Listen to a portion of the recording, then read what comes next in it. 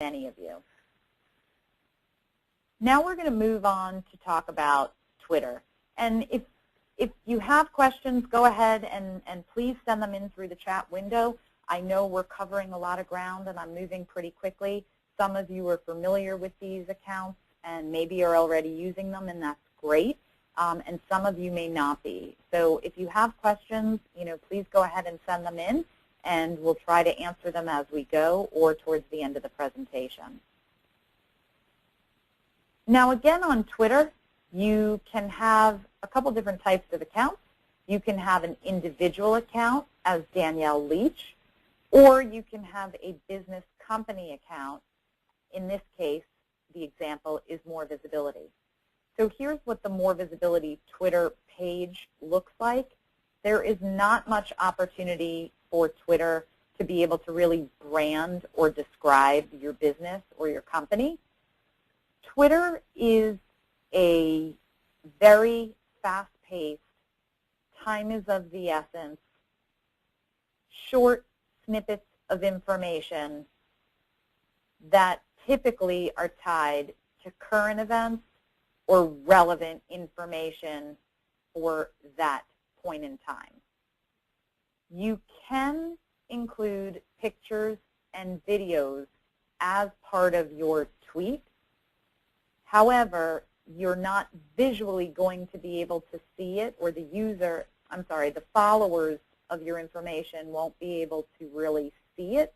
They would have to click through the link that you're including and click away from Twitter, maybe onto YouTube to go watch your video.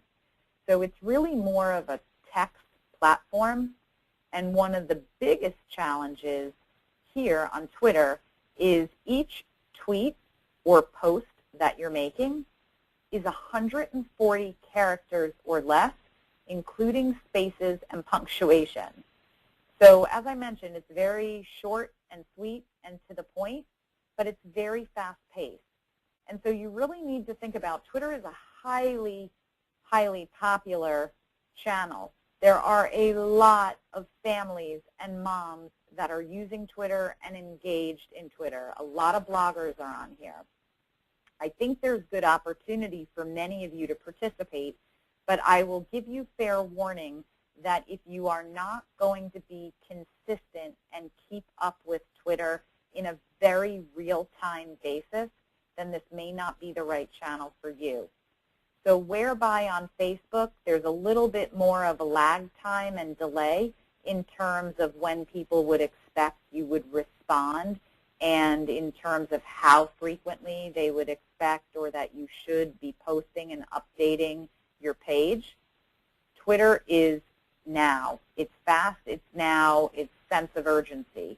And if you're not going to be able to engage that way with the audience or with your followers here, then I would suggest to maybe hold off on this. Twitter and Facebook are very easy to do on the go. I know you're all business owners. I know you're trying to juggle many things in addition to actually run your business.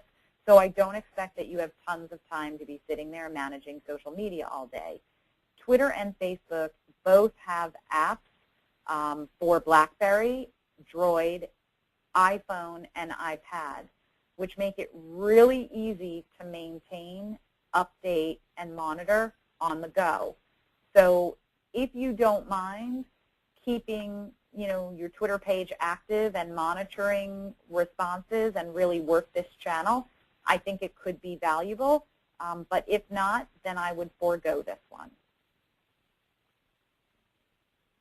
As it relates to actually keeping up with the network and the followers and keeping your account on Twitter current, there is a way that you can schedule posts in advance so that you don't always have to worry about being in front of a computer or being online. There is a platform called Hootsuite, and you can find it at hootsuite.com. It is a free service or a free tool, and it allows you to schedule tweets for as many different days and times as you want in advance. So if you want to front load on the weekends a couple of tweets for the next few days because you know you're going to be incredibly busy with work, then you can do that and schedule a couple tweets for Monday, Tuesday, Wednesday, and they will automatically, if you're putting the post in, they will automatically show up that way on the day and time in which you set it up for. So that's one workaround for those of you that aren't constantly either in front of the computer online or able to take the time to do it. I've listed a number of different types of best practices here for Twitter. We could probably spend another hour just on all of this information. The only one that I'll really highlight at this point right now, as I mentioned, this presentation will be made available for you later in a recording, so you can pause on this slide and read through it, and or visit the URL on the bottom, which is on the Twitter site that talks a little bit about how businesses can leverage Twitter. But the one that I will highlight right now is at the bottom left-hand side of the screen, which is called a hashtag. A hashtag is basically the number sign or a pound sign. This is a way for you to get your tweets out in front of an audience who is not already familiar with you, that you feel you want to get your business product information in front of. Think of the hashtag almost as the theme of your tweet or the theme of the subject matter in which you want to market or promote yourself around. So hashtag child safety, hashtag Baltimore, hashtag Fort Lauderdale. If people out there are interested in following tweets or in researching information about a certain subject matter, they will follow a hashtag relevant back to that. And so, you know, anytime something major in current events happens, you'll see, you know, the hashtags trending, you know, about the debate last night. And I actually think on Twitter last night, because of something Romney said, hashtag Big Bird was trending pretty phenomenally. So people all across the country were engaging with each other on Twitter. These people didn't know each other at all. They didn't follow each other's Twitter feeds. They didn't know of each other, but they were able to see each other's tweets or posts because of the commonality of that hashtag something.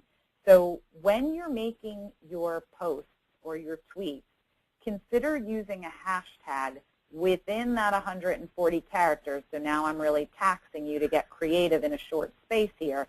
But consider using that hashtag in your tweet relative to your business, relative to your audience. Hashtag moms is a really big one.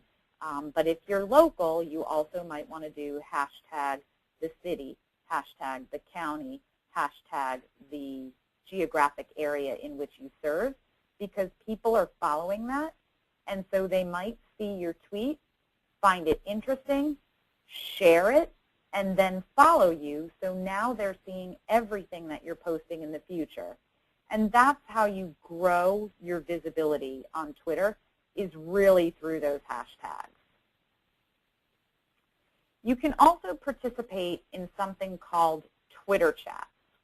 Twitter chats, again, are using a hashtag for the sake of everybody being able to tweet and follow along with some type of a common engagement or a common topic. So what happens with Twitter chats is people will set them up and say, okay, on Wednesday at 12 noon Eastern Time, we're going to have a Twitter chat about child safety. If you want to participate, follow hashtag KidSafe.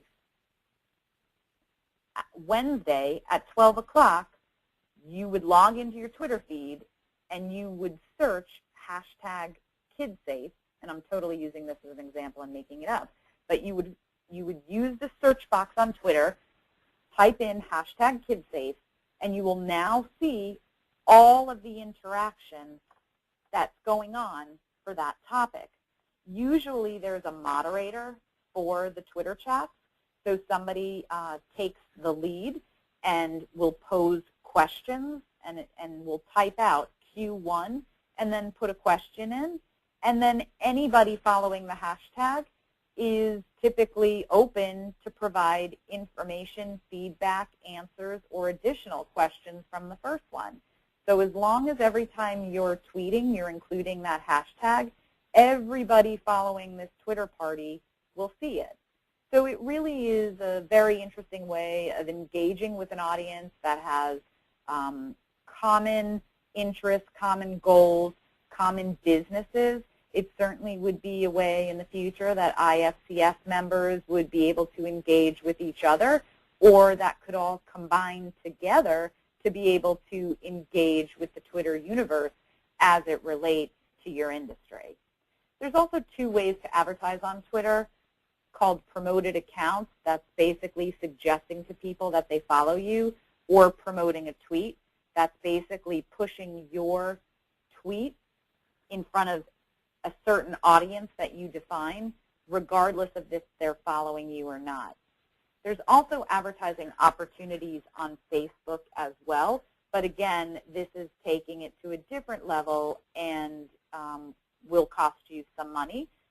But if marketing is something that you're interested in within the social channels, I would forewarn you to only do that and invest the money if you're working that channel actively and you have something to show on your company page in Facebook or on your company Twitter account.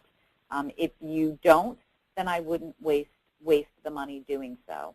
If you are interested in the advertising options available, I'd be happy to share some information with you offline. Just feel free to reach out to me directly.